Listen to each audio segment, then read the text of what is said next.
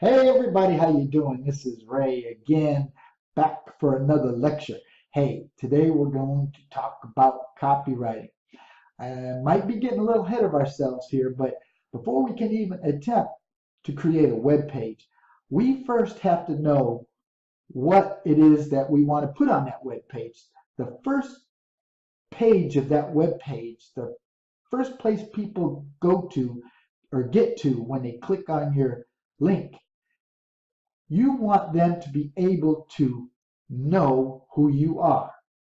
And in your copywriting or your advertisement or your words, whatever you want to call it, you want to become the obvious yes for your audience. I'm going to call this Copywriting 101. So, what is copywriting? When I first started online, I had no idea what copywriting meant. I played a little game that you might be familiar with. I call it copy, paste, and template. Right. Using Joe Blow, the guru's marketing plan. Y'all been there, I'm sure, with all these make money online, get rich quick things. This plan might work for Joe Blow, but it will most always never work with your business model. Little did I realize that copywriting was the 100% reason why people buy from you. Copywriting has to portray your business model and beliefs. You could have the best website on the planet and the best product, but that alone will not get people to buy it. What is it that we are ultimately trying to do with copywriting and advertisement? What we're trying to do is to affect our audience's beliefs and desires and actions through persuasion. Simple as that. An audience that has been persuaded has understood and believes the message that you are putting out there in your copy. Does that make sense? So that means for your copy to be persuasive, it has to do two things. Fundamentally be understood and believed. With your copywriting, you're affecting your audience's beliefs and desires and actions. Unless your copy bridges the gap between theory and becomes actual communication, you're persuading nobody. So how can we bridge this gap?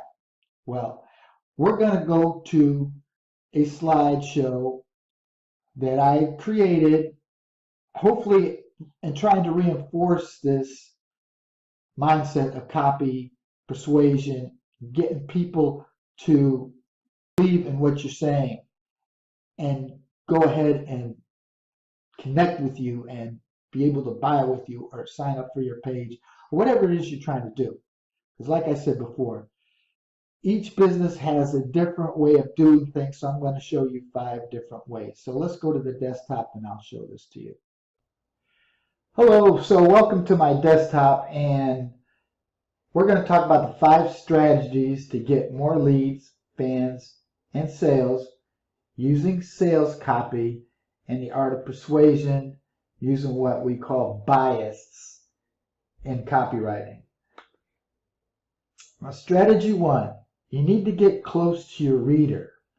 Remember this and ingrain this in your brain, okay?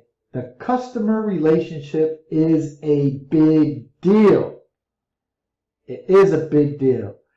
If your most important objective every day was to build, nurture, and strengthen your relationship with your customer every time you reacted with them and you believed it with such conviction that you put it at the top of your list every day, what do you think would happen? I think the answer is obvious to everybody. You would convert like crazy. Now, because if you don't start putting your relationship with your potential clients and customers on the pedestal it deserves, your copy is going to suck and your company is going to end up in the company graveyard very quickly. Strategy 2, use the right cognitive bias to drive conversions. Now, cognitive biases are errors in judgment and decision making common to all humans. This is often referred to as bounded rationality, the principle that people have limited resources such as time, information, and cognitive capacity with which to find solutions to the problems that they face. As a person who will write copy for your own ads and web pages, you should be thinking about what copy will move your potential clients and customers forward and nurture them in the sales process. That thinking will make it crystal clear what words to use. Let me share with you the 5 most effective cognitive biases to consider when writing copy and designing your pages or experiences. Not only will I share with you the biases, but I'll also share with you the points at which they historically have worked best and exactly when you should use them. Cognitive bias number 1, the IKEA effect. When you make people work towards buying and using your product or service, they'll value it more. They'll also be more interested and stick around longer. In the sales process, you can use techniques like collaborative discoveries and closes. When they work towards something, they're more likely to follow through and make a purchase or convert. Take a look at this example of Angola's homepage. Now, if you notice at the top here, build unique search experiences. It's not just, build search, it's build unique, that word unique, and experiences. That's the headline that they use. That catches the attention. So it's a hosted search API that delivers instant and relevant results for your keyword stroke. And what makes this nice, as you can see, if you try to scroll down the page, it says try it now. Search for Fast and Furious. It's a movie, so you type it in here. And you should get a search in the search box when you hit this magnifying glass. Then they also go on to say schedule a demo, because once you try it, you might like it. Or create an account. So now what would you do? What would you do in your website to use this kind of example? Well, you can consider what smaller steps your potential customers can make before they have to sign up for a free trial or get on your list. You could use surveys and quizzes, contests, or even demos that aren't hiding behind an opt-in wall. And that's what people are always thinking. They want me to sign up for something. Give them something to do that they don't have to sign up for. That gives them a chance to try something. Make it interesting for your customer before they have to sign up for anything. I hope you understand this. Cognitive bias number 2, the ambiguity effect. What this is a tendency to avoid options or actions that are missing information. The quality of being open to more than one interpretation or inexactness. Okay, what we do is what we want to do is make outcomes and next steps crystal clear at key conversion points. If people don't understand your product or service or action, they will not choose it. Don't let your amazing product or service suffer from poor ad copy. Here's a great example of a poor homepage falling prey to this bias, the ambiguity effect.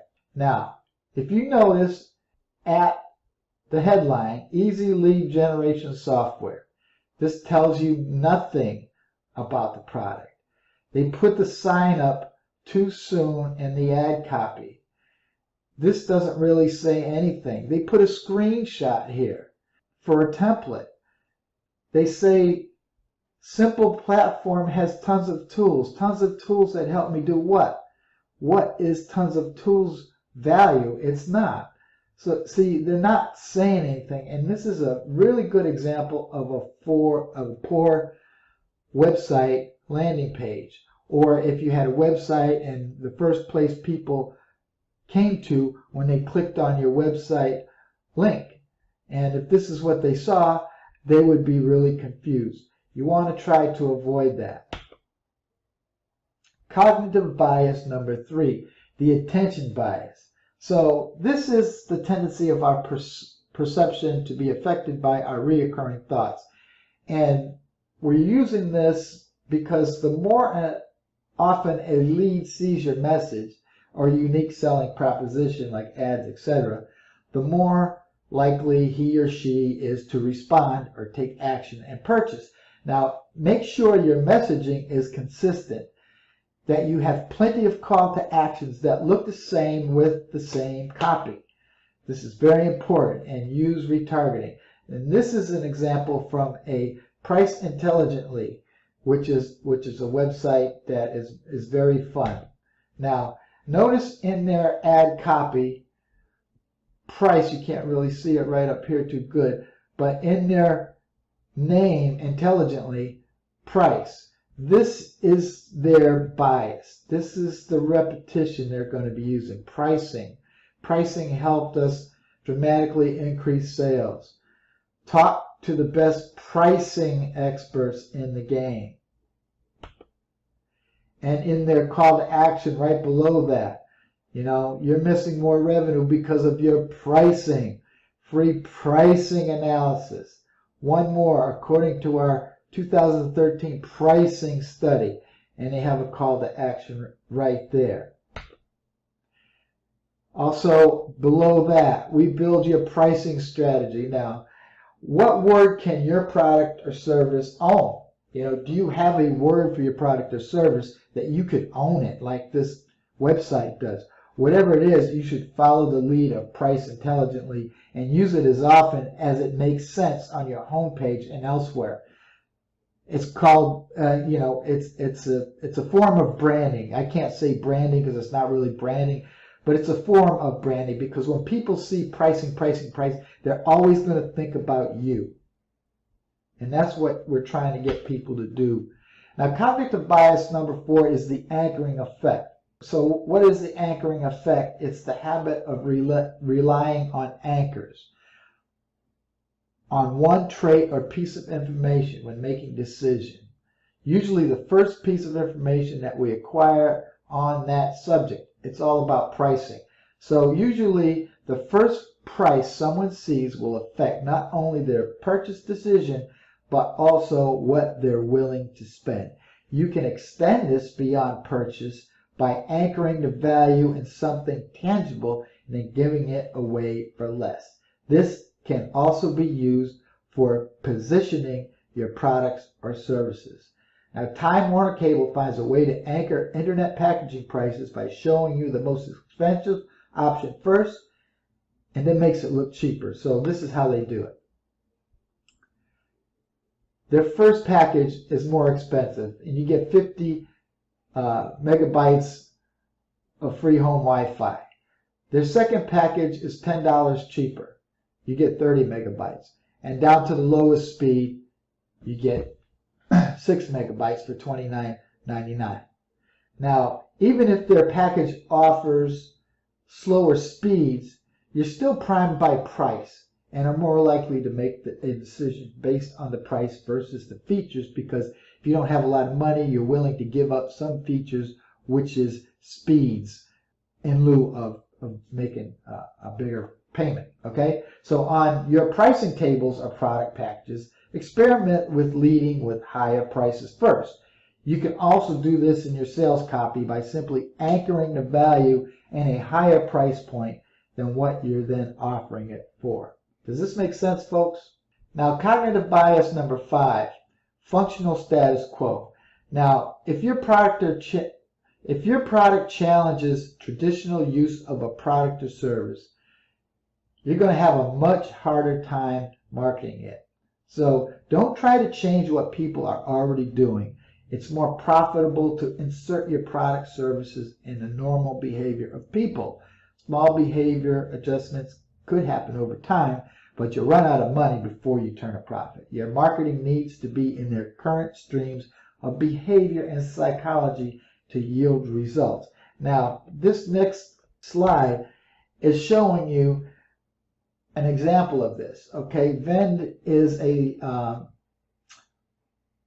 point of purchase marketing company, and there's lots of them out there, just like making money online people and stuff like that, and they all do the same thing.